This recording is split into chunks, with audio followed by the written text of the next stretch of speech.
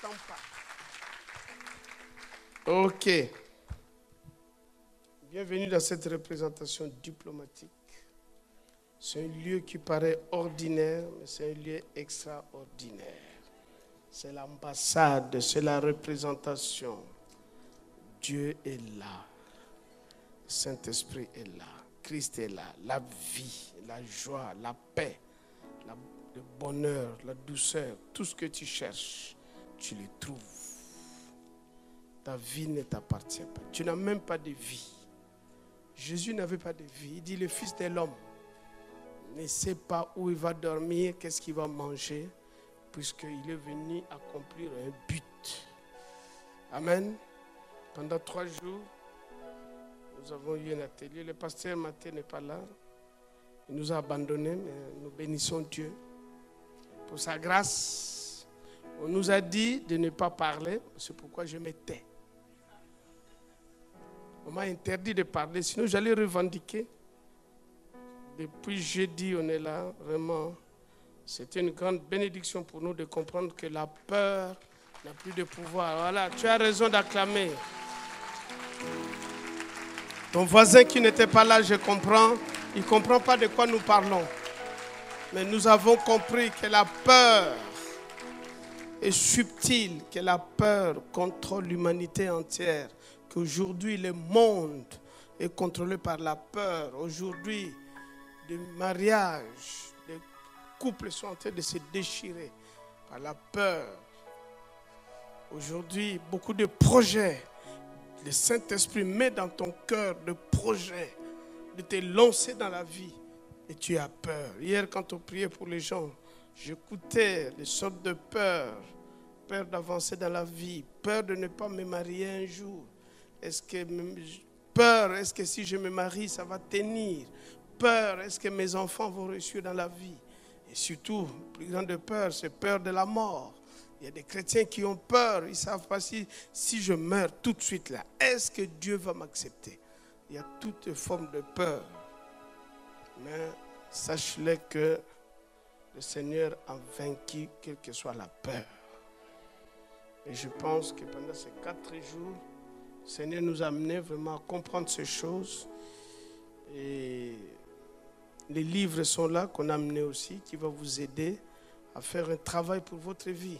Vous savez, dans Romains 12, versets 1 à 2, la Bible nous exhorte, l'apôtre Paul nous exhorte à offrir notre corps comme un sacrifice vivant, saint et agréable à Dieu, ce qui sera pour nous un culte raisonnable. Et puis il ajoute, il dit, ne vous conformez pas dans ce siècle présent, soyez transformés par le renouvellement de l'intelligence. Qu'est-ce qu'il est en train de nous dire? Tout simplement que nous devons offrir notre vie en sacrifice. Et une des meilleures façons d'offrir notre vie en sacrifice, c'est de chercher vraiment à mûrir, à grandir. Aucun parent ne met au monde un enfant qui reste bébé. On oblige l'enfant à manger, on oblige l'enfant, voilà, ouvre ta bouche, on met la nourriture pour un seul but, que l'enfant puisse grandir. Quelqu'un dit Amen. Et Dieu aussi fait pareil, il nous a envoyés sur terre. À partir du moment où tu l'acceptes, son objectif que tu dois grandir. Contrairement à un bébé, là, c'est toi qui dois te nourrir. Tu dois te documenter, tu dois prier, tu dois méditer la parole, tu dois lire la Bible et c'est ça qui va t'aider à t'élargir. Amen. Voilà, c'est important de comprendre cela. Parce que Dieu a besoin de ça. Aujourd'hui, c'est la fête de la Pentecôte. Le monde entier est en train de fêter. La Pentecôte n'existait pas. Ce n'est pas le jour où le Saint-Esprit, où les disciples ont reçu le Saint-Esprit que la Pentecôte existe. La Pentecôte existait déjà. Parce que ce jour-là, il y avait des multitudes dehors, mais il y avait 120 personnes enfermées dans une chambre. La Pentecôte s'est fêtée 7e semaine après la Pâque, puisque le peuple d'Israël était en train de se souvenir de la terre promise. C'était vraiment, c'est une fête qui leur donne la joie, parce que c'est une nouvelle vie qui commence, c'est la sortie de l'esclavage. Quelqu'un dit Amen. Donc la Pentecôte, c'était important pour eux. Et c'est pourquoi le Seigneur Jésus, quand il était sur terre, avec ses disciples, quand nous lisons Jean 16, à partir du verset 5, Jésus va dire une parole. Maintenant, je m'en vais vers celui qui m'a envoyé. Il dit ça aux disciples. Maintenant, c'est-à-dire à cet instant, ils étaient à table en train de parler. Jésus dit, maintenant je m'en vais vers celui qui m'a envoyé. Aucun de vous ne me demande où vas-tu. Jésus n'était pas malade. Jésus n'était pas alité à l'hôpital pour qu'on dise qu'il va mourir. Jésus n'a jamais eu de maladie. Et puis un jour, toujours en bonne santé, ils sont là, à table, il dit, voilà, bientôt je vais partir. Quelqu'un m'a envoyé, je vais rentrer.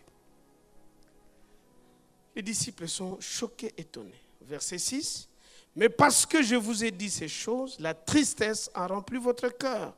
Cependant, je vous dis la vérité, il vous est avantageux que je m'en aille, car si je ne m'en vais pas, le consolateur ne viendra pas vers vous. Mais si je m'en vais, je vous l'enverrai. Amen. Soyons à leur place. Ils sont habitués à Jésus. Quand ils ont faim, Jésus leur donne à manger. La foule, il prend 2 poissons, 5 pains, pouf, multiplication exponentielle, on distribue, ils ont à manger. Ils sont dans la barque, ils veulent couler, Jésus se réveille, la tempête se calme. Ils n'ont pas d'argent, il dit Pierre va pêcher. Pierre va, il lance, l'argent sort. Mais il dit c'est une belle vie. N'est-ce pas? C'est vrai. Tu es malade, Jésus passe, il te touche, tu es guéri. Ils passent, ils sont devant la belle-mère de Pierre. La maman était alitée, en train de dormir. Pierre dit, ah ça c'est ma belle-mère, elle est souffrante. Jésus arrive, il dit, maman, lève-toi, va nous faire à manger. La maman, la maladie est partie. Oh, c'est cool. C'est cool. C'est cool. Tu arrives à Paris, tu n'as pas la carte de séjour, tu vas voir Jésus. Jésus, je n'ai pas la carte de séjour, je suis clandestin. Ah bon? Va à la préfecture, dis, je veux la carte de séjour. Tu vas à la préfecture. Les gens font la queue, toi tu dépasses. Monsieur, il dit non, on m'a dit de passer, tu passes. Je vais prendre la carte de séjour. Ah, vous laissez passer. Qu'est-ce que tu veux? Une année, 2 ans, 10 ans, ou bien la nationalité? La nationalité, directement. Oh, c'est génial! C'est génial! Tu n'as pas du travail. Tu dis, Jésus, je vais travailler. Il dit, bon, va, tu arrives. Tu dis, je cherche du travail. Dis-nous qu'est-ce que tu veux. Et dis-nous quel salaire que tu veux. Tu n'as pas de voiture, qu'est-ce que tu veux? Mercedes, va chez Mercedes. Tu arrives, je veux une voiture, j'ai besoin d'une voiture. 4x4. Dernier cri. Ah bon? Quelle marque? Combien? Puissance? Tout ce que les disciples avaient besoin. Tout. Et ils étaient peinards. Ces disciples-là, ils n'ont pas fait les études. C'est des pêcheurs. C'est des gens avec une vie vraiment compliquée. Tout le monde le savait, ce n'est pas même des gens considérés. Mais à cause de Jésus, ils deviennent importants. Puisque Jésus, quand il s'est déplacé, la foule était derrière.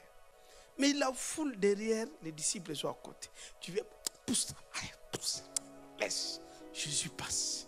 Les gens sont derrière. Et puis il va parler avec la foule. La foule le regarde. Jésus prend ses disciples. Allez, vous venez. Il passe. Tout le monde cherchait à devenir disciple. Mais les 12 veillaient sur leur poste. Chacun surveillait. Mais il faut lire les Écritures. C'était des bagarres. Eh oui. Tellement que la maman même de Zébédée est allée négocier la nuit. Voir Jésus, fais tout que mes enfants aient des positions. Tu les mets souvent à l'écart. Donc à droite, à gauche, mes enfants. Les autres, oublie-les. Ce n'est pas grave. Même mes enfants. Donc chacun cherchait des positions pour être avec Jésus. Mais un jour, Jésus va leur dire, je vais partir. Oh, mais tu vas où? Qu'est-ce que nous allons devenir? Tout le monde sait que nous sommes avec toi. Et brusquement, tu veux partir. Donc c'est fini, nos privilèges. Il calculait, oh là là. Moi, j'avais eu la carte de séjour de 2 ans. Ça va finir bientôt.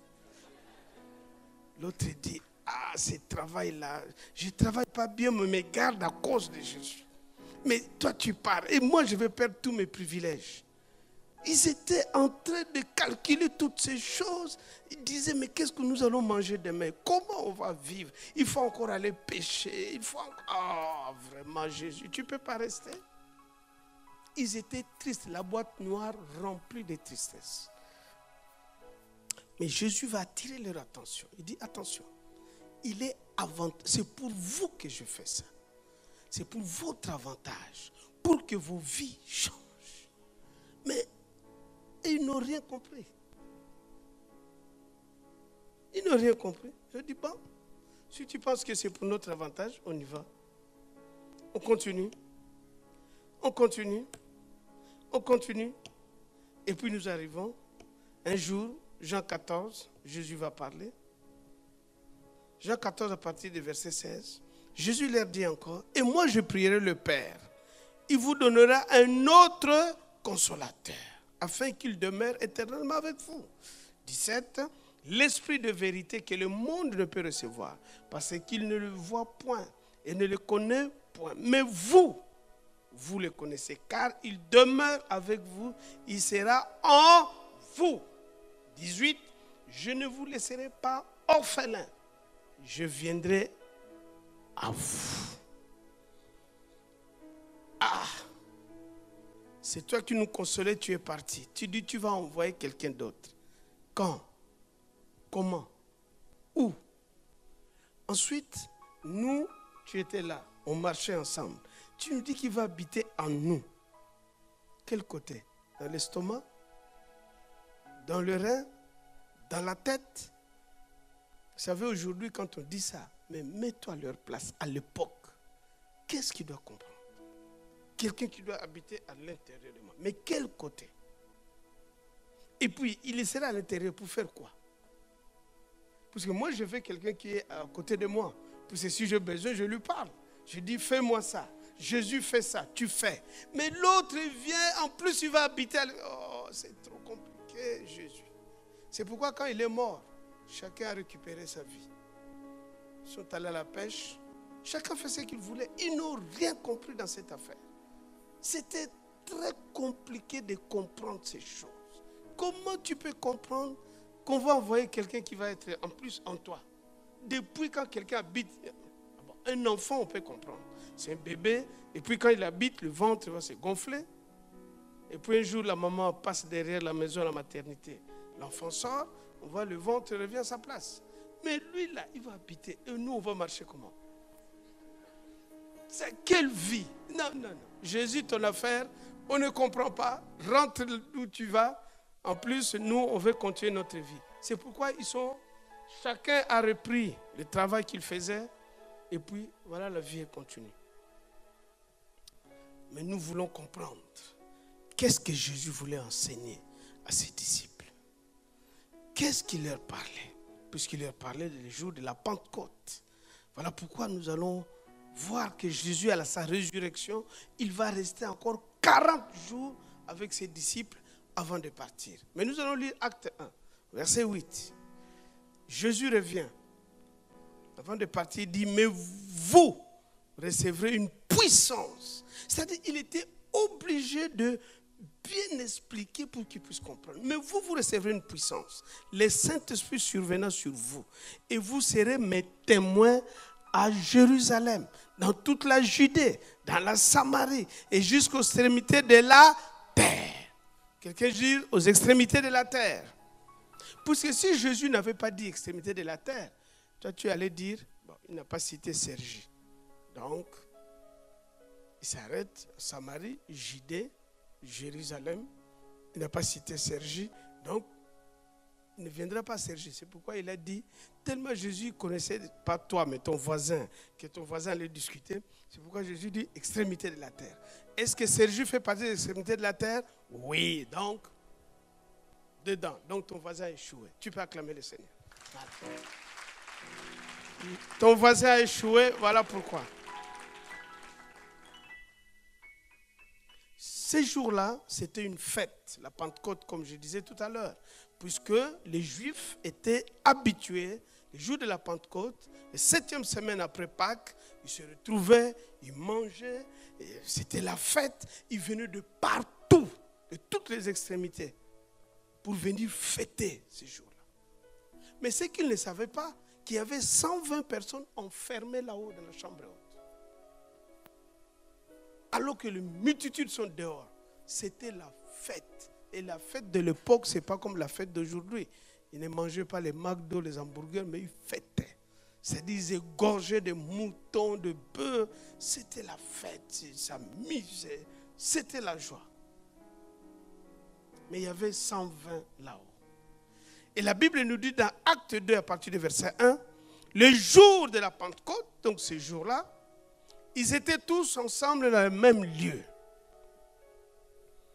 Tout à coup, il vint du ciel un bruit comme celui d'un vent impétueux. Il remplit toute la maison, ils étaient assis. De langues semblables à de langues de feu leur apparurent. Séparés les uns des autres, et se posèrent sur chacun d'eux. Et ils furent tous remplis du Saint-Esprit. Ils se mirent à parler en d'autres langues, selon que l'Écriture leur donnait de s'exprimer. Or, il y avait en ce jour à Jérusalem des Juifs, hommes pieux de toutes les nations qui sont sous le soleil. Amen. Donc, dehors, il y a un bruit bizarre qui fait comme des tonnerres. Et ils étaient à la maison. Brusquement, une langue de feu commence à sortir, comme si on était là, et chacun de nous avait une langue de feu. Bon, sois à l'aise, ça ne se fera pas aujourd'hui, parce que le Saint-Esprit est déjà en nous. Amen. Donc, tu peux garder tes cheveux, ma soeur. Je sais que tu es passé au salon, donc c'est solennel. Il ne faut pas que le feu brûle. Bon, nous, ça ne peut pas brûler puisque nos cheveux sont déjà partis. Donc, la tempête, ce bruit a fait que ces gens, les disciples, comprenez-moi, ils n'ont pas étudié. Ils n'ont pas fait l'école de langue. C'est des pécheurs. C'est des gens sans éducation. Ils ont grandi dans des coins reculés, pas dans Jérusalem, où il y a des écoles de rabbins, tout ça, mais dans des villages. Jésus les a récupérés. Et brusquement, le Saint-Esprit, la puissance du Saint-Esprit va rentrer dans leur vie. Ils commencent à parler arménien, grec, italien, toutes ces langues romaines. Or, à l'époque, pour parler ces langues, soit tu es originaire, soit tu as étudié. C'est comme si quelqu'un, dans ton quartier, qui n'a pas étudié, c'est un garçon qui est souvent dehors comme ça, qui traîne, il a fini ses études au niveau maternel, de la maternelle et puis il a abandonné. C'est un petit voyou du quartier. Toi, tu as fini, toi, tu as un doctorat en mathématiques ou bien en droit. Et puis, le petit bandit du quartier, le voyou, il arrive devant toi, vous vous croisez, il dit, je vais te parler. Et puis, il commence à te parler. Il commence à te démontrer les intégrales. Il parle de dérivés. Il te parle en anglais. Il change, il parle en espagnol. Toi, tu es là. Quelle sera ta réaction?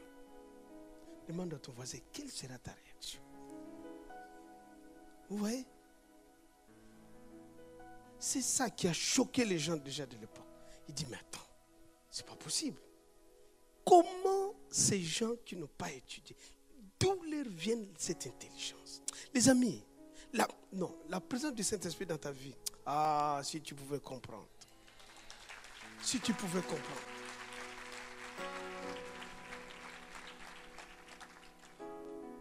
C'est vrai, tu peux parler en langue, mais c'est plus que ça.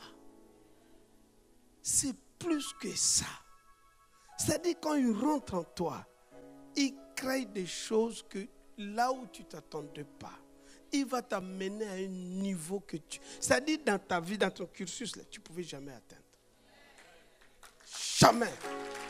Et le Saint-Esprit te propose. C'est l'accélérateur de destinée. Ah, c'est ça le Saint-Esprit. Jésus les a donné des feuilles de route. Il dit, vous allez partir jusqu'aux extrémités de la terre. Mais Jésus, tu nous avons aux extrémités de la terre. On ne parle pas grec, on ne parle pas espagnol, on ne parle rien. Comment nous allons partir? Il dit, attendez quand le Saint-Esprit va venir, vous allez voir. Et ça commence à s'accomplir. Ça commence à se faire. Acte 2 au verset 37. Après avoir attendu ce discours, nous parlons de qui ici? On nous parle d'un homme qui était compliqué, qui s'appelait Pierre, qui va s'élever, qui va parler. Qu'est-ce qu'il va leur dire? Lisons. Après avoir entendu ce discours, ils eurent le cœur vivement touché et ils dirent à Pierre et aux autres disciples, on continue, hommes frères, que ferons-nous? Pierre, il y a quelques semaines, devant une femme, on dit Pierre, la femme dit, mais toi tu faisais partie du groupe de Jésus. Il dit, de quoi tu parles? Je ne l'ai jamais vu, je ne le connais pas. Moi je viens de mon petit coin, je suis pécheur. C'est Jésus là, je ne sais pas, c'est un voyou, c'est un brigand, on va le tuer. Qu'est-ce qu'il a à voir avec moi? Sans effet. Et puis Pierre est parti. Mais qu'est-ce qui lui arrive? Ce jour-là, il s'élève devant des gens qui sont des rabbins, des sacrificateurs. Il s'élève, il parle et leur cœur touché. Ils disent, hommes frères, que ferons-nous?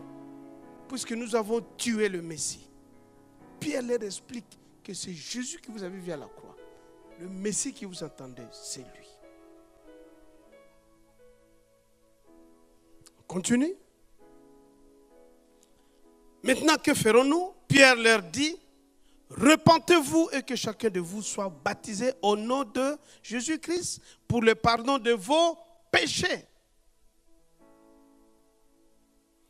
Et vous recevrez le don du Saint-Esprit. Car la promesse est pour vous, pour vos enfants et pour tous ceux qui sont au loin. Et aussi grand nombre que le Seigneur, notre Dieu, les appellera. Voilà. On parlait aussi de toi. Parce que tu n'étais pas là, Pierre te dit déjà, plus loin là. Donc, qu'est-ce que Pierre est en train de dire?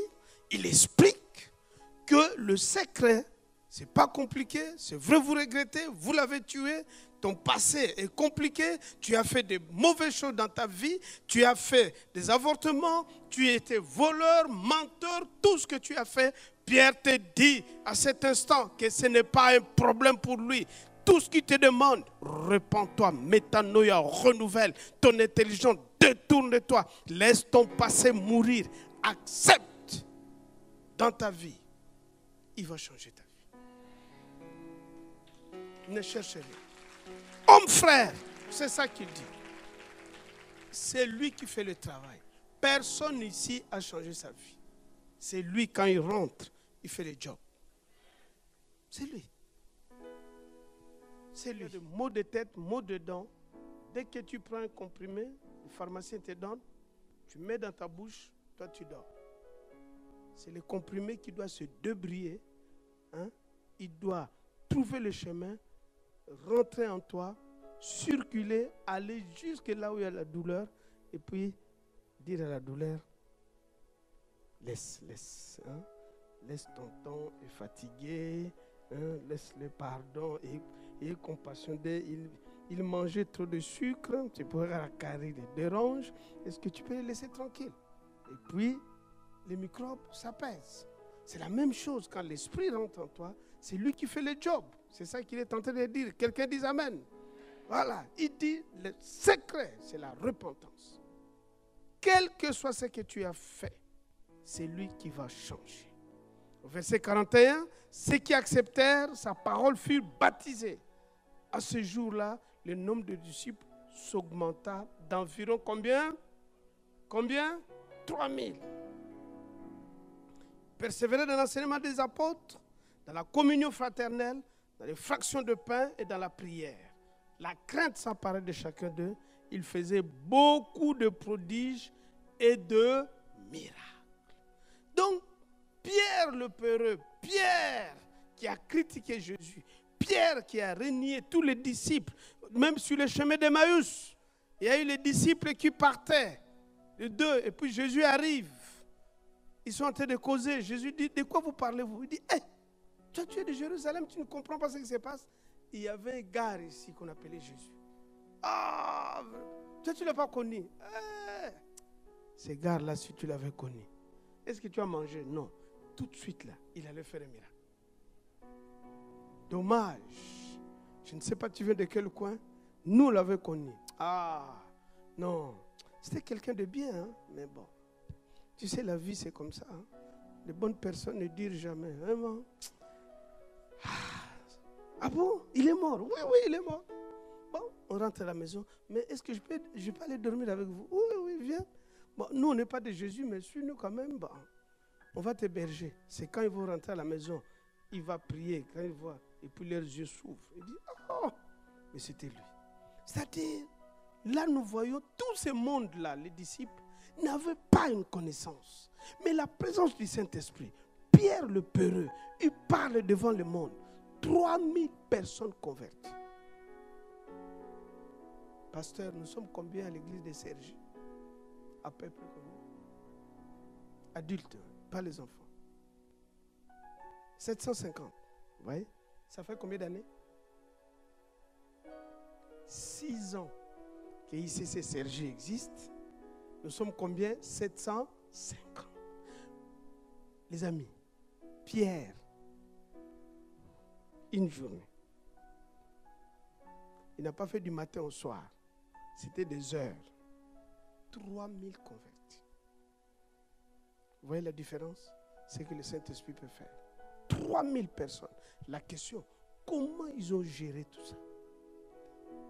Ils n'avaient pas des iPads, d'iPhone. Ils n'avaient pas le département d'intégration, département de surintégration, département de surdimension. Non. Ils ont géré.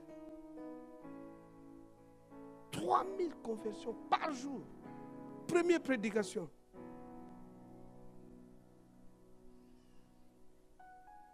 Aujourd'hui, dès qu'une église a 1000 personnes, c'est la plus grande église. Et le pasteur se voit déjà au sommet. Il devient intouchable. Mais les gars, 3000 à une journée. Et la Bible dit, ils persévéraient. Il y avait des miracles et des prodiges qui s'opéraient. Pourquoi? Puisqu'ils savaient honorer la personne qui est venue changer leur vie. C'est ça la clé. Savoir mettre en valeur le Saint-Esprit. La Pentecôte, ce n'est pas une fête. C'est le jour où ta vie change. Voilà. C'est le jour où ta vie change. Le titre de ce message, la Pentecôte, une nouvelle vie. C'est une vie nouvelle. Si tu n'honores pas la personne du Saint-Esprit, ta vie ne peut pas. Tu vas prier, tu vas jeûner, tu vas tout faire. Mais s'il n'y a pas le marque d'honneur à la personne du Saint-Esprit dans ta vie, mon ami, ta vie ne bougera pas.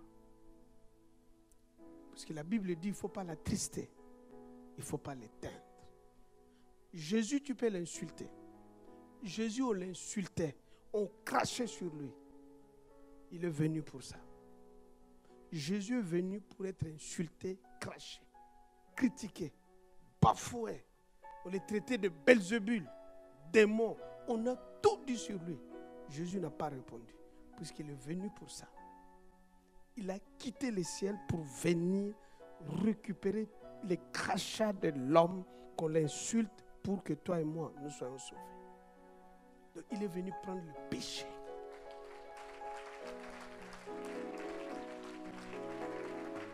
Jésus est venu pour ça. C'est pourquoi quand on l'insultait, il ne disait rien. Il supportait. Jamais tu liras dans la Bible que Jésus a été attristé puisqu'on l'a dit qu'il est Belzébul. Jamais. Jamais Jésus dans la Bible, il s'est fâché puisqu'on a dit, ouais, tu es petit, depuis quand? Jésus, jamais. Il supportait tout ce qu'on lui disait, puisqu'il savait que je suis venu. Puisque quand Jean-Baptiste l'a vu, il a dit, voici l'agneau de Dieu qui ôte le péché. C'est-à-dire, il est venu pour, c'est comme les éboueurs. Vous voyez les éboueurs? Quand ils passent, quelle que soit la saleté qui traîne, qu'est-ce qu'ils font? Ils récupèrent nos poubelles. C'est leur job. Si l'éboueur vient, il dit, mais non, moi, je veux que la poubelle soit d'abord nettoyée, ça soit propre. Il commence à te parler comme ça, tu vas dire, mon gars, tu es payé pour ça, ramasse la poubelle et dégage devant moi. Pourquoi? Puisque c'est son job. Donc Jésus est venu pour ça. Mais ne confondez pas. Le Saint-Esprit n'est pas venu pour ça. Ah, le Saint-Esprit n'est pas venu pour ça. C'est pourquoi si tu l'attristes, si tu l'éteins, mon ami, tu as des problèmes. Ne confondez pas Jésus et le Saint-Esprit. Jésus est venu pour tes péchés. Mais le Saint-Esprit n'est pas venu pour tes péchés. Il n'a rien à faire avec tes péchés. Si tu l'attristes, tu as des problèmes. Il n'aime pas voir le péché devant lui. C'est pourquoi Jésus lui-même dit, tu peux insulter moi, Dieu, mais blasphème contre le Saint-Esprit. C'est fini pour toi, jusqu'à l'éternité.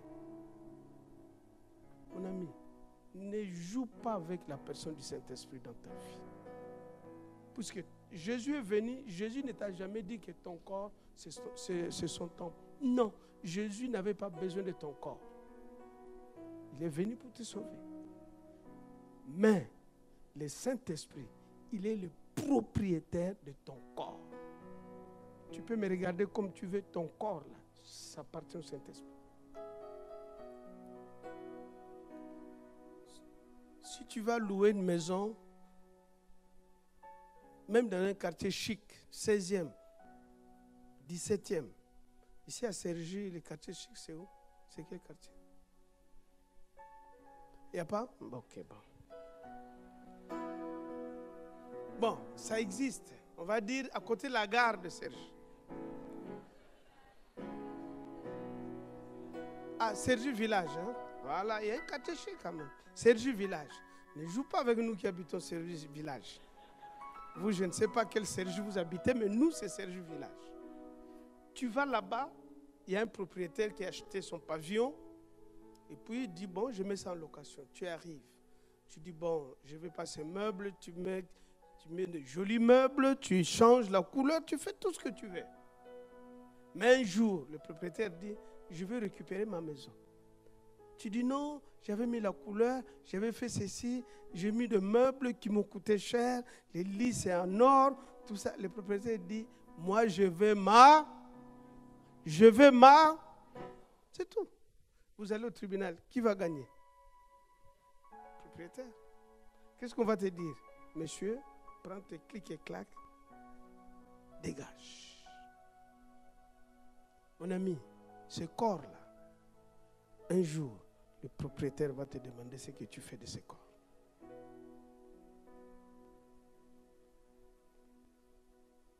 Un jour, tu seras devant le propriétaire. Nous tous ici, personne ne va échapper.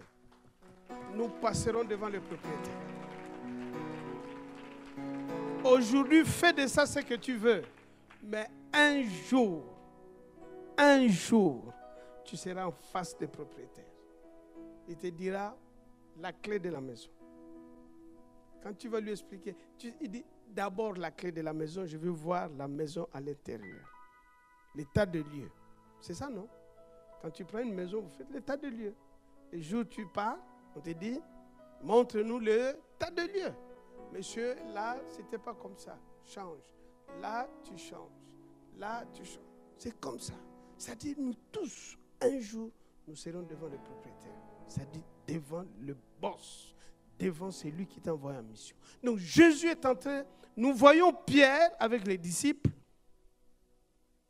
qui nous enseignent que ces jours-là, leur vie a changé. Quel que soit ce qu'ils étaient, ils n'avaient pas de niveau. On les traitait n'importe comment. Mais la présence du Saint-Esprit, C'est ça qui a fait la différence. C'est ça qui a fait la différence. La présence du Saint-Esprit dans ta vie, c'est ça qui fait la différence. Quelqu'un dise Amen. La présence du Saint-Esprit qui t'a rempli, il est là d'abord pour t'équiper. La présence du Saint-Esprit qui t'amène à la nouvelle naissance. La présence du Saint-Esprit qui amène toutes les lois. Jésus avait dit, quand le Saint-Esprit rentre en toi, de fleuves d'eau vive doivent couler dans ta vie. C'est-à-dire, ta vie devient importante pour la terre. Ta vie commence à transformer d'autres vies. Ta vie commence à impacter d'autres vies. C'est pourquoi la Bible dit que les gens touchaient Pierre et Paul. Ils étaient guéris. L'ombre de Pierre guérissait. La présence du Saint-Esprit doit changer complètement ta vie. Quelqu'un qui n'a jamais pratiqué la sorcellerie. Il est né, il a grandi en Europe, il ne connaît pas la sorcellerie. Et puis il va en vacances. Bon, on va prendre un pays quelconque où il y a beaucoup de sorcellerie. C'est quel pays déjà? Qui peut m'aider? C'est quel pays? Hein? Bénin? Haïti ou non? Prenons Haïti. Bon, on prend un hasard comme ça Haïti. Bon, on prend Haïti. Bon, mais il faut que je prenne quand même un pays. Bon, on prend un pays au hasard. Et puis tu arrives, l'enfant ne connaît rien. Le vieux du village, sa tante, il s'arrange, je dis, cet enfant-là, on va l'initier à la sorcellerie. Qu'est-ce qu'on fait? On commence à initier l'enfant. L'enfant grandit ici, il ne connaît rien. On lui dit, mange ça, fais ça, fais ça. On touche son corps, on dit, on prend son sang. On fait des cérémonies, pouf! Instantanément, cet enfant commence à voir dans le monde surnaturel de Satan. Amen. Dès qu'il rentre à Paris, ce n'est plus la même personne. Quand il arrive à la maison, il commence à voir ce qu'il ne voyait pas avant. Il commence à opérer dans le monde satanique. Il commence à envoûter même ses parents. Il commence même à bloquer la vie de ses parents. Il commence à manifester la nature de Satan. C'est-à-dire l'amour disparaît dans sa vie. Il commence à mener la haine, la jalousie, même la mesquinerie. Tout ce que Satan aime, c'est ça qu'il va commencer à manifester. Amen. Une fois, nous avions appelé en Allemagne avec ma femme. Il y a une petite de 8 ans qui est rentrée dans une famille. Cet enfant a 8 ans. Il était en train de bloquer la vie de ses parents. Les malédictions, toute forme, vraiment la calamité dans la famille. À 8 ans. Et quand on est allé, l'enfant disait, je suis venu pour tuer mon père. On m'a envoyé pour le tuer. C'est la même chose. Quand un esprit qui est plus puissant rentre dans ta vie doit être influencée. Ça, c'est dans le monde satanique. C'est la même chose, mon ami. Quand l'Esprit de Dieu rentre dans ta vie aussi doit changer. Ta vie doit changer. Vous êtes plus conscient. Quand l'esprit de Satan rentre dans la vie de quelqu'un, la personne devient satanique. La personne rentre dans des loges. La personne commence à pratiquer des choses abominables. Mais vous n'êtes pas conscient aussi que quand l'Esprit de Dieu rentre dans ta vie, la personne qui était mauvaise devient complètement à la nature de Dieu. Comment Satan peut changer un homme et Dieu ne peut pas changer? Où est-ce que tu as vu ça? Satan n'est pas un créateur, c'est une créature. La personne était alcoolique, la personne était impuissante, la personne était ci, était ça. Pierre, tous les disciples, ils n'avaient rien. C'était des totos, mais la présence du Saint-Esprit, Jésus dit ne bougez pas. Quand il va rentrer, vous allez voir. Dès qu'il est rentré, Pierre s'élève, 3000 personnes converties. Philippe, qui n'était rien, le Saint-Esprit lui dit, viens, il le prend, pouf, il sort, le nuque éthiopien était là. Avec sa Bible, il lisait Isaïe, il ne comprenait rien. Il voit quelqu'un qui sort à côté de lui. Il ne demande pas, tu viens d'où directement? Qu'est-ce que tu fais? Je lis, je ne comprends pas. On explique un Messie qui va naître d'une vierge. Il était dépassé. Philippe lui dit, regarde, c'est Messie que tu lis. Il est déjà venu, il est parti. Voici ce qu'il a dit, voici ce qu'il a laissé. Il commence à lui montrer les Écritures. Il commence à lui montrer. L'énigme éthiopien, les yeux commencent à s'ouvrir. Les yeux spirituels commencent à s'ouvrir. Il dit, mais comment je dois faire? Comme on avait demandé à Paul, homme frère, que ferai-je? Philippe lui dit, il faut que tu te répandes, tu sois baptisé. Les gars regardent l'eau sale qui traînait là, dans la boue. Il dit, mais je vois de l'eau. Il dit, baptise-moi. Philippe dit, viens. Dès qu'il est rentré, fini de le baptiser, il sort. Philippe a disparu. Oh, le Saint-Esprit. La personne la plus importante aujourd'hui, c'est le Saint-Esprit. L'Église est entremêlée du Saint-Esprit. Satan a tout fait que nous négligeons le Saint-Esprit. L'Église aujourd'hui, on ne parle pas du Saint-Esprit. On cherche les bénédictions. On parle de miracles. On veut de miracles, on veut de guérisons, on veut de mariage, on veut de bénédictions, on veut de ci, de ça. Mais où est le Saint-Esprit? C'est lui qui donne. C'est le Saint-Esprit. Tous les jours, c'est la Pentecôte pour ta vie. La présence du Saint-Esprit, c'est la Pentecôte. C'est le changement de vie. Regarde ce qu'il a fait à Pierre. Comment il a transformé toute sa vie. Les gars qui n'étaient rien, qui tremblaient. Mais les gens commençaient à trembler devant Pierre. Paul, le plus grand criminel. Le jour où le Saint-Esprit rentre dans sa vie, Paul littéralement change. Il commence à recevoir ce qu'il n'a jamais vu. Sa vie change. Pourquoi ta vie est toujours pareille alors que le Saint-Esprit est là? Es-tu consciente de la présence du Saint-Esprit dans ta vie? Est-ce que tu sais que pendant que tu es là, assise, que le Saint-Esprit est là? Est-ce que tu sais que le pensée que tu es en train d'avoir, que le Saint-Esprit écoute chaque seconde de ta vie, tout ce que tu penses, le Saint-Esprit est là? Une femme qui est enceinte, qui a un bébé dans son ventre, tout ce qu'elle mange, l'enfant aussi mange. Amen. C'est vrai ou c'est pas vrai? J'ai eu 4 enfants, je sais comment ça se passe. Tu me regardes, j'ai eu 4 enfants, je sais comment ça se passe. Ne me demandez pas comment je fais, mais je sais. La médecine aussi nous prouve. Quand je sais que ce corps est le temple du Saint-Esprit. Partout où j'amène, je dois savoir que je suis en train de déplacer qui? Le Saint-Esprit.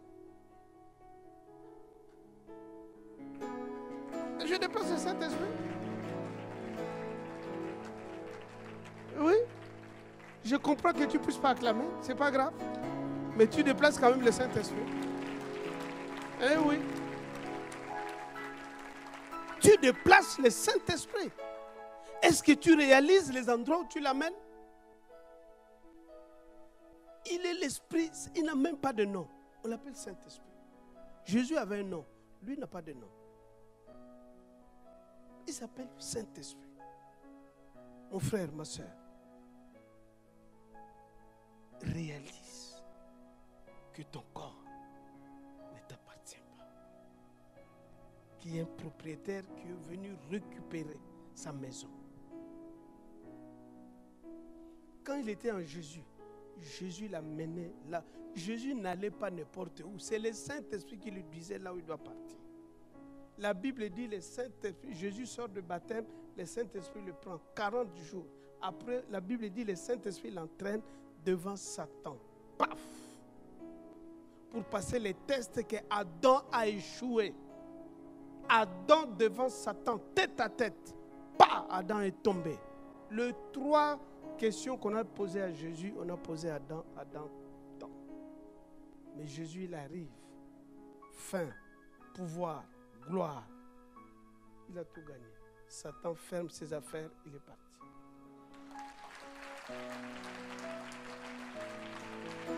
C'est ça. Satan ne peut pas changer. Aujourd'hui, les chrétiens sont en train de tomber dans le quoi? Dans le manger, dans le pouvoir et dans la gloire. C'est tout ce que Satan fait. dit prosterne, je te donne l'argent. Prends l'élévation. Ou bien le gnam-gnam, le manger. Satan ne peut pas créer quelque chose. Il ne fait que ces 3 choses. Mais Jésus a balayé ça de revers de la main. Quelle était la puissance? C'est la personne du Saint-Esprit dans sa vie. Eh oui. Qu'est-ce qui fait que de Pierre, de Paul, de gens comme toi et moi, Paul n'a pas vu Jésus. On dirait Pierre a vu Jésus, physique. Mais Paul arrive sur la scène. Il dit à ses disciples qui ont vu Jésus, il dit, vous, Jésus que vous avez vu là, n'a rien à voir que Jésus que moi j'ai. C'est lui que moi j'ai. Il est ressuscité. Le Jésus que vous avez vu, c'est celui qui est allé à la croix. Mais nous, notre vie ne commence pas à la croix. Nous, notre vie commence à la résurrection. Voilà.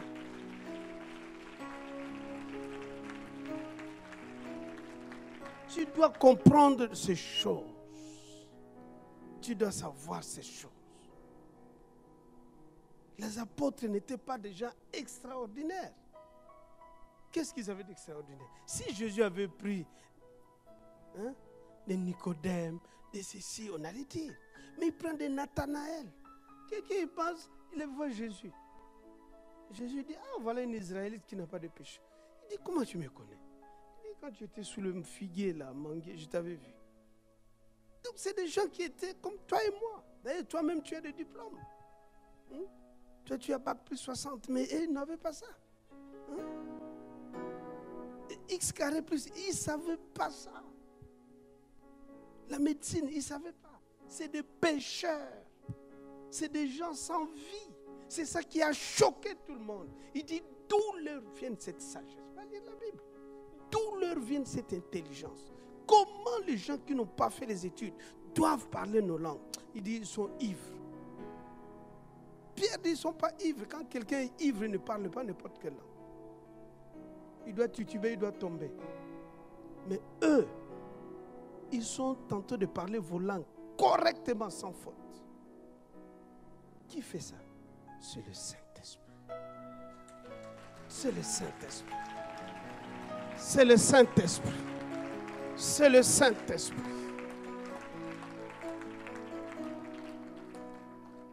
Ils n'avaient pas le moyen financier. Ils ne se déplaçaient pas aujourd'hui, on donne des raisons. J'étais en Afrique. J'ai vu une jeune fille avec 2 enfants. Il fait 2 heures, 1h30 à pied pour venir prier. Et elle est star. Il doit arriver tôt pour prier, préparer avec d'autres stars. Il doit faire 1h30 à pied avec les enfants. Parce qu'il n'a pas de quoi manger. Ah non. Et elle est toute joyeuse. Je la regarde, je dis, mais comment tu fais? Le pasteur me dit, vraiment, elle n'est pas la seule. La plupart sont comme ça. Ils n'ont pas le moyen. Mais ils sont dans la joie. Il dit, pasteur, le Seigneur me fortifie. Voilà pourquoi on veut notre Dieu. Ils n'ont pas l'argent. Ils n'ont pas le moyen. Mais ils sont contents. Ils bénissent Dieu. Mais nous ici, on a tout. iPhone, iPad, tous les i là, on les a. On a tout. Tu habites ici à Cergy. Peut-être à pied, si tu marches, c'est 15 minutes. Mais c'est tout un problème. Non, je suis fatigué. Non, toujours il faut aller à l'église. Il y a toujours un programme. Mais eux, ils n'ont rien. Ils sont là, en train de prier. Qu'est-ce qui leur donne la force? Mon ami, comprends l'importance de la personne qui habite en toi. Comprends. Comprends. Romains 8, à partir du verset 11. Avant de finir, il nous dit une chose. Et si l'esprit de celui qui a ressuscité Jésus d'entre les morts habite en vous, c'est lui. Tu vois, hein? Il dit quand Jésus était mort, enterré, c'est fini. Comme il avait péché, il est allé dans le séjour des morts. C'est fini. L'affaire de Jésus était finie, puisqu'il est devenu péché. C'est fini. L'âme qui pêche, c'est l'âme qui meurt. Le salaire du péché, c'est la mort. C'est fini, Jésus était mort. Satan jubilait. Satan dit oui, c'est fini. On est libre. Mais qui a fait que Jésus soit ressuscité? C'est la personne du Saint-Esprit. Le monde était informe. Va lire Genèse 1. La Bible dit au commencement Dieu. Deuxième verset dit, le monde était informe et vide. Il n'y avait rien, pas de vie, chaos. Chaos technique, le tohubohu. Mais la Bible dit, l'Esprit de Dieu se mouvait. C'est-à-dire l'Esprit de Dieu contrôlait les chaos. Quand ta vie était, quand tu étais dans le monde, j'étais dans le monde. Je faisais toutes les aventures. J'ai un ami avec qui on sortait. On faisait tout. Il est mort de sida. La question que je peux me dire, qu'est-ce que moi je méritais pour ne pas mourir de sida? Alors qu'on sortait ensemble. Alors qu'on faisait des aventures ensemble. Tu me regardes comme ça, je fais oui. Dans ta façon de, quand ton voisin me regarde, il pense que je suis aussi un être humain, je suis passé par là. Non, tu pensais que j'étais extraordinaire. C'est sa grâce qui m'a sauvé. C'est sa grâce. Je ne peux pas dire le contraire, c'est sa grâce. Nous avons zouké, nous avons dansé, nous avons les aïkos, les kofis, tout ça on l'a fait. On a fait. Dormir en boîte, en bar, tout ça on a fait. Mais pourquoi aujourd'hui je suis enfant de Dieu? C'est sa grâce. Je n'ai rien mérité, je ne lui ai pas demandé. Est-ce que je le connaissais pour lui demander? Je n'ai rien demandé. Je n'ai rien demandé. Je n'ai pas levé ma main, lui dire que Jésus prend moi. Comment j'allais dire Jésus? Ah, Kofi va jouer, moi je vais aller chercher Jésus. Kassav joue, moi je vais aller chercher Jésus. Qu'est-ce que j'ai à faire avec Jésus? Ah, on doit danser ce soir. Toi, tu vas me parler de Jésus. Pousse là-bas. Nous, on va couper, décaler. Allez, poussez là-bas. On coupe un peu, on décale. Et nous-mêmes, on est décalés après. Ah, non, Jésus est bon. Jésus est bon. Voilà. Tu dois être fier de ce Jésus. On était dans le monde, dans tout ça, dans les avortements. Personne ici n'a cherché Dieu. Personne. C'est sa grâce. C'est lui. C'est lui qui nous a vus. Comme cette femme à Jérusalem. Elle était assise, fiancée de Joseph. Calmement, il attendait son mariage. C'est le fiançailles. Surtout à l'époque, c'était strict. Tu ne peux pas approcher. Elle attendait son jour. Et puis on veut lui dire que tu vas te... Il dit, quoi? Moi? Mais Joseph là ne peut pas. C'est pourquoi quand vous lisez la Bible, on ne parle pas trop de Joseph. Ce gars, il était toujours méfiant. Il dit, ton affaire de grossesse là. Il a fallu que l'ange lui explique, non, sois calme, prends quand même un mari, ne fais rien. Il dit, je ne toucherai même pas. Il dit, ne touche rien, laisse jusqu'à l'accouchement. C'est pourquoi on ne parle pas beaucoup de Joseph. C'était pas facile pour lui. Frère, hein? Mets-toi à la place de Joseph. C'est compliqué, hein? Hein? Tu es fiancé et puis, hein? La fiancée vient et dit, ah, tu es là. De temps en temps, tu regardes et dis, ah, cette affaire, vraiment. Oh. Non, Dieu est bon. Il n'a rien mérité. C'est pourquoi tu ne peux pas vénérer Marie. Marie est comme toi, qu'est-ce qu'elle a mérité? Rien. C'était une vase que Dieu a utilisée. Elle s'est rendue juste, hein? Je me livre totalement en toi. C'est tout. C'est ce qu'elle a fait. Elle a livré son corps. Ce n'était pas l'unique femme qui était vierge. À l'époque, la virginité, ce n'était pas une exception comme aujourd'hui. À l'époque, être vierge, C'était la normalité. Si tu n'étais pas vierge, tu étais anormal. On t'a lapidé. C'est pourquoi on a amené cette femme pour la lapider devant Jésus. Donc ce n'est pas ça qui a fait de Marie pour que tu commences à prier. Tu ne peux pas prier Marie. Il n'y a rien d'extraordinaire en elle. Elle était une femme normale. C'est simplement la grâce qui est venue. D'ailleurs, la salutation l'a surpris. La grâce. Et c'est cette grâce qui est en nous aujourd'hui.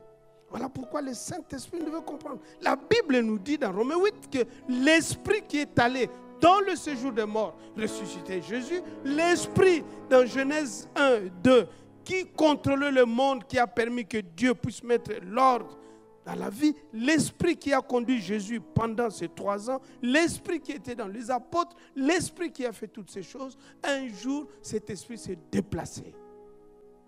Il a dit, je change. Je vais trouver cette femme. Là, cette femme-là, le ciel, le zoom était sur ta vie. Satan te cherchait. Les anges écartés dit, c'est son jour. Ce jour-là, on t'a dit, lève-toi, accepte le Seigneur. Tu ne savais rien. Tu ne t'es pas réveillé le matin dire, aujourd'hui, je vais accepter le Seigneur. Non. Tu t'es levé normalement, et puis on parle de l'évangile, et puis tu sens ton cœur est un peu touché. Puis il te dit, fais une prière, tu es là. Seigneur, je t'accepte comme Seigneur Sauveur. Amen. C'est fini? Oui. Tu es devenu enfant de Dieu. Oh. On m'a fait ça. Je dis, ah bon? Je deviens enfant de Dieu. Ah. Mais non, moi je dis, mais cette affaire c'est simple comme ça. Hein? Chez le féticheur, il faut égorger un poulet, il faut faire ci, il faut faire des sacrifices. Tu dois rester nu la nuit, tu dois faire sans l'air, tout ça. Hein? Tu dois marcher pieds nus, aller dans des cimetières, tu dois boire de l'eau compliquée, tu dois faire toute forme de cérémonie pour devenir. Mais là, je te dis juste une petite prière et tu deviens enfant de Dieu. C'est ça le mystère de Dieu. C'est ça son mystère. Tu deviens enfant de Dieu. C'est-à-dire, instantanément, tu ne le vois pas, mais tu viens de quitter le royaume de Satan pour rentrer dans le royaume de Dieu. Instantanément. C'est ça. Alors, le Saint-Esprit n'est pas venu pour que tu sois en bonne santé. Le Saint-Esprit n'est pas venu pour que tu te maries. Le Saint-Esprit n'est pas venu pour que tu aies du travail, carte de séjour, toutes ces choses. C'est pourquoi Jésus va expliquer dans Matthieu 6. Ne cherchez pas que mangerons-nous, que boirons-nous. On va lire à partir de 6, 24. Comment on va dormir? Il dit, laissez des païens qui cherchent toutes ces choses. Mais toi et moi, qu'est-ce qu'il nous dit? Cherchez premièrement quoi?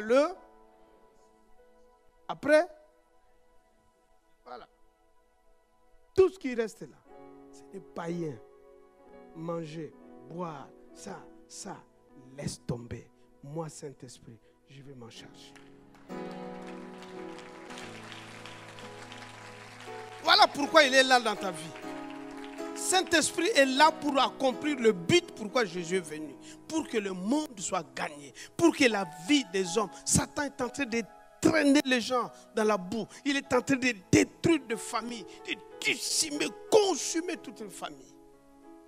Voilà pourquoi Saint-Esprit t'a choisi. Pour que tu changes la vie des gens qui vont passer à côté de toi. Tu les impactes, tu les influences, tu les changes, transformes. Voilà la vie. Saint-Esprit n'est pas là pour que tu pries. Non, tu dois changer la vie des gens. Tout ce qu'il te demande, lève-toi. Amène-moi. C'est ça qu'il disait à Pierre. Va, tel endroit. Parle. Il dit à Paul, n'aie pas peur, parle. Il dit, Paul, ouvre ta bouche simplement. Tu vas voir. En Grèce ici, Paul parle. Les gens sont transformés. Qu'est-ce que tu fais avec le Saint-Esprit dans ta vie? Bien-aimé. Quelle est l'importance du Saint-Esprit dans ta vie? Le Saint-Esprit n'est pas là pour que... C'est vrai pour parler en langue, mais ça ne suffit pas. Le Saint-Esprit est là. Si tu fais son job, mais il va s'occuper de ta santé. Il va s'occuper de ta santé. Étienne, Un jeune homme de 30 ans, on le prend. Il parle de Jésus devant tout le monde. On prend, on commence, on l'a tué à 30 ans. Il n'était pas marié, il n'avait pas des enfants, il n'a rien laissé, il n'a pas laissé de maison, il n'a pas laissé des appartements. À 30 ans, il est parti. Les gens qui étaient là, ils disent, vraiment jeune homme. Il a dit, Jésus, tu vas être tranquille. Il a dit jamais. Il a proclamé Jésus. On l'a tué, on les lapidait. Mais pendant qu'on le tuait, on coupait sa tête. Il les regarde, il dit, Seigneur, pardonne-leur. S'ils savaient ce qu'ils sont en train de faire, ils sont en train de changer ma destinée. Ils sont en train d'accélérer ma destinée. Il dit, je vois ce que vous ne voyez pas. Jésus debout pour m'accueillir. Il dit, viens. C'est ça que tu dois comprendre. Que le Saint-Esprit dans ta vie n'est pas là pour que tu sois dans l'opulence de ce monde. Non! D'abord lui. Il est là pour que les âmes soient gagnées. Nous sommes là pour un job. Nous sommes là pour lui. Ta vie ne sert à rien si le Saint-Esprit n'est pas glorifié dans ta vie. Tu es là d'abord dans ta tête le matin dès que tu te lèves, tu dis, Seigneur, conduis-moi. Je sais qu'il y a une âme qui souffre, mais dirige-moi droit devant cet homme. Ça peut être ton collègue de travail. C'est pourquoi même là où tu travailles, tu dois être influent. Ne rentre pas dans des causeries inutiles. Ils sont en train de critiquer, toi aussi tu critiques. Ils sont en train de parler des insanités, toi aussi tu es dedans. Non, ils doivent voir la différence. Et quand tu leur parles, dis non. Quand lui parle, non, c'est autre chose. On veut licencier les gens. Les patrons disent non, licencier tout le monde, mais pas cette femme-là. Puisque sa présence fait que ma boîte marche bien. C'est ça, Joseph.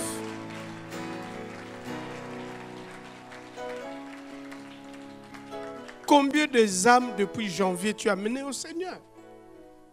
Combien de âmes as-tu gagné? Chaque jour ici, on reçoit de nouveaux. Tout à l'heure, on va le recevoir. Les gens qui ne connaissent pas le Seigneur.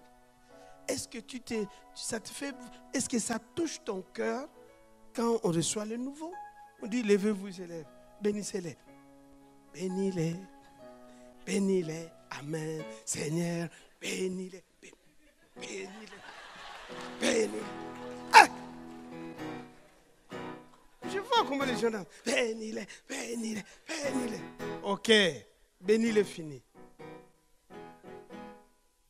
Bon, on se voit demain. Hein? Mais la personne que tu as bénie, tu ne sais même pas s'il va manger. Tu ne sais même pas pourquoi le Seigneur l'a amené. Tu ne t'approches même pas pour demander. Que ton intérêt. Non, il faut que ça change. Il faut que ça change. Nous ne pouvons plus accepter ça. Ta vie doit être utile. Ta vie doit être utile. Tout ce que tu touches, c'est d'abord pour Dieu. On ne peut pas t'exhorter pour donner la dîme, les offrandes, ou bénir les gens. Ça doit être ton mode de vie. C'est les valeurs du royaume. Tout le mois, tu dois préparer une offrande pour bénir quelqu'un. Pour bénir. J'arrive à une prière de vendredi, on finit. Comme ça, je prends, je vois une soeur, je dis, viens ma fille, je lui donne 20 €. Il me regarde et dit, pasteur, tu sais que là où je suis, je n'ai même pas le transport. Quand on priait là, j'ai demandé au Seigneur comment je vais rentrer. Étudiante, et comment je vais manger le soir. Il faut écouter le Saint-Esprit.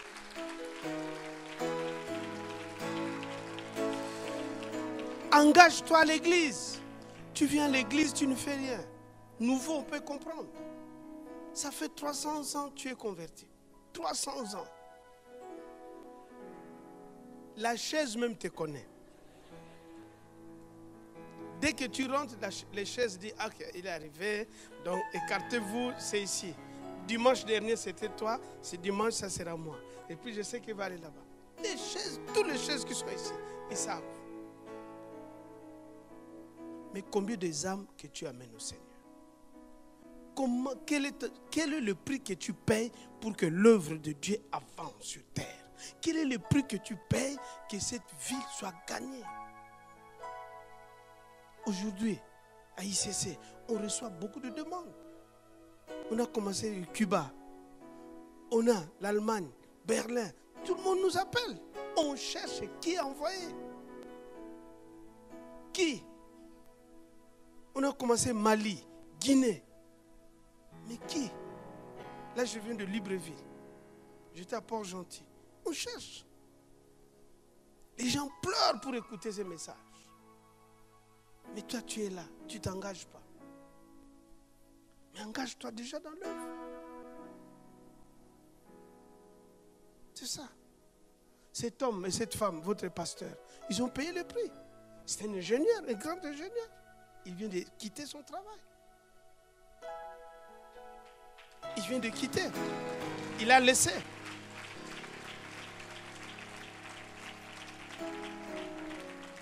Ils étaient en Angleterre. Ils gagnaient bien leur vie. Le Seigneur est allé les rattraper. Un tunnel sous la Manche. Ils voulaient traverser, on les a chopés. Ils sont revenus. Ils sont là. C'est ça la vie, les amis, avec Dieu. Être enfant de Dieu, ce n'est pas... Il faut venir à l'église. Ce n'est pas simplement écouter, mais c'est d'abord une vie d'offrande. Puisque le temps que tu vas vivre sur terre, tu ne sais pas. On n'a pas dit que tout le monde va vieillir, c'est faux.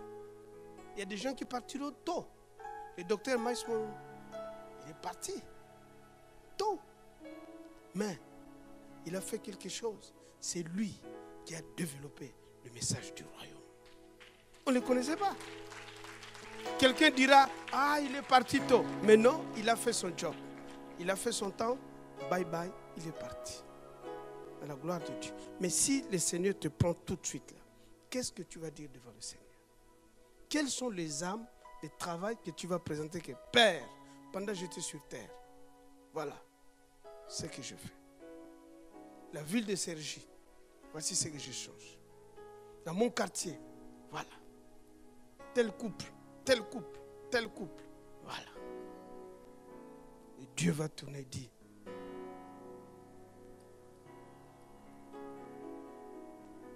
n'acclame pas, mais pose-toi la question. Si le Seigneur me prenait tout de suite, qu'est-ce que je vais dire au Seigneur? On peut partir, même aujourd'hui.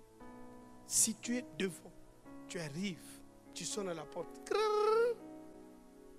Tous les anges viennent, se précipitent, ils viennent. Il dit, bonne arrivée. Oui. Bon, ici, quand on arrive, on passe d'abord devant le trône. Tu arrives. C'est qui? Bah, il paraît qu'il vient d'arriver. Tu viens d'où déjà? On a du mal déjà à te reconnaître. Tu étais où? Mais j'étais à Cergy. Cergy. Oh, mais pourquoi on ne voit pas? Ton visage n'est même pas là. On commence à chercher. On ne te voit pas. Mais j'ai chassé les démons, mais on ne te voit pas. Ce n'est pas l'histoire de chasser les démons. Mais j'ai prié là-bas, mais on ne te voit pas. Tu es où? On cherche. On reprend encore. L'ange cherche bien. Mais tu peux changer de page, on tourne. Mais on a commencé de 1, il n'y a que 10 pages. Les 10 pages sont finies. Mais tu es où?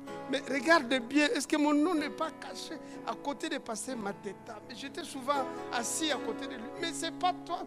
Oh, dis à ton voisin, c'est compliqué pour toi.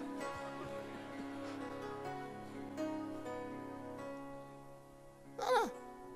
Jésus dit, les gens diront, je fais ceci, je fais cela. Il dit, je ne vous ai jamais connu. C'est vrai, il paraît, mais moi je ne vous ai jamais connu. Puisque personne, ce n'est pas à toi de témoigner, c'est des gens qui doivent témoigner. La Bible dit, dès que tu amènes une âme au Seigneur, c'est la joie au ciel. C'est cette joie qui va parler de toi. C'est cette joie.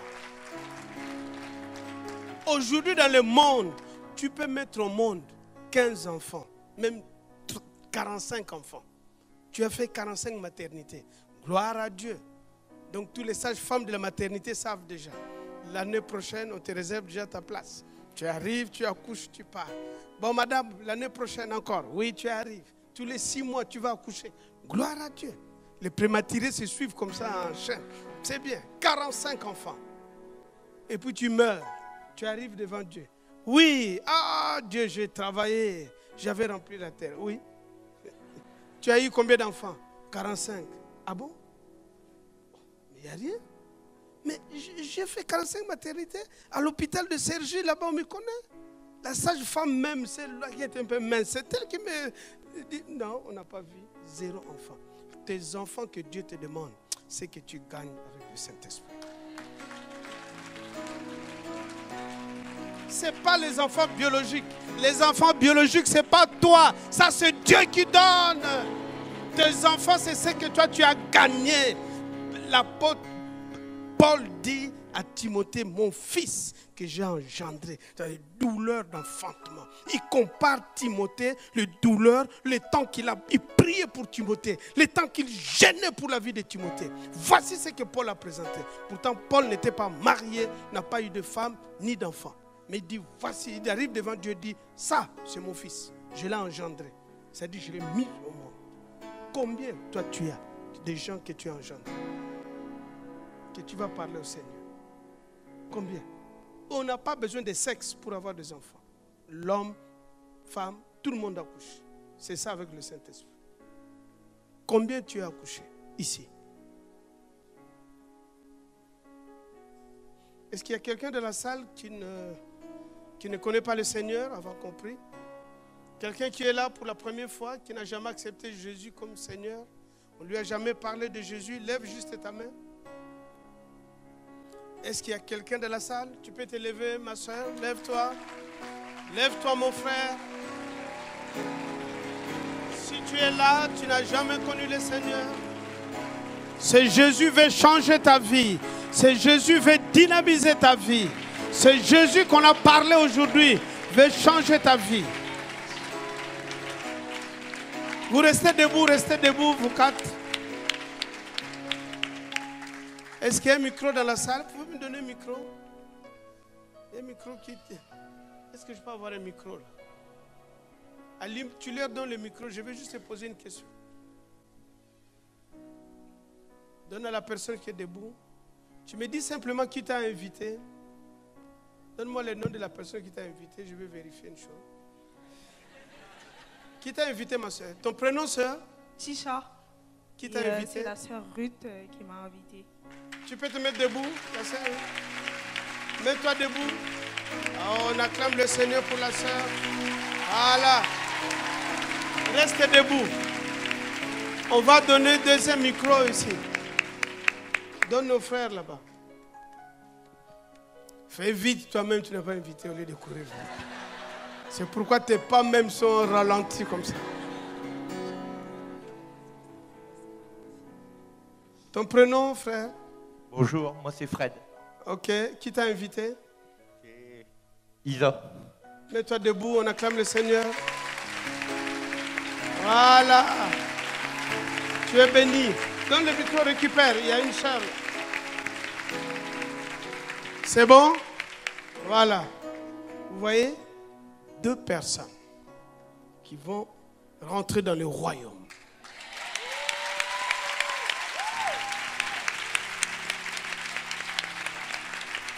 Toi aussi? Il n'y a que 2 personnes qui rentrent tout de suite là dans le royaume. Nous tous, on a acclamé. Mais ces acclamations sont parties pour ces 2-là qui ont amené. Voilà. Vous voyez? Il faut qu'un jour, on acclame aussi pour toi. Frère, sœur, il faut qu'on acclame pour toi. La vie sur terre, c'est ça, amener dans le royaume. Ces 2 bien-aimés, le Seigneur va rentrer dans leur vie. Tout ce qu'ils vont vivre, ces 2 personnes qui ont amené, chaque bénédiction qui va tomber dans leur vie, eux aussi vont récolter.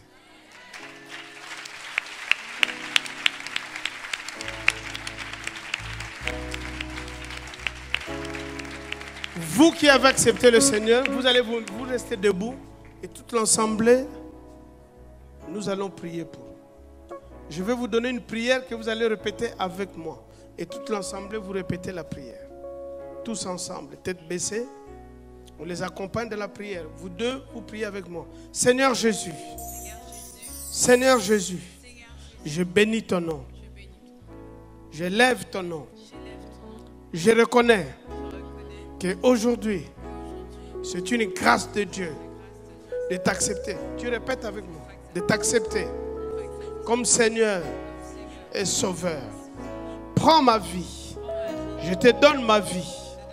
À cet instant, je sais que le Saint-Esprit vient de prendre possession de ma vie. Dirige-moi.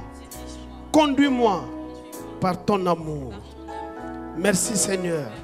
Ma vie t'appartient. Sois le Seigneur et le Sauveur de ma vie. À toi la gloire. Pardonne mes péchés. Tout ce que je fais, tout ce que j'avais accompli, tu viens de me pardonner. Ma vie passée n'a plus de pouvoir sur ma vie future. Merci Seigneur pour ta grâce et pour ton amour. Je t'acclame. Voilà. Nous t'acclamons. Que Dieu vous bénisse.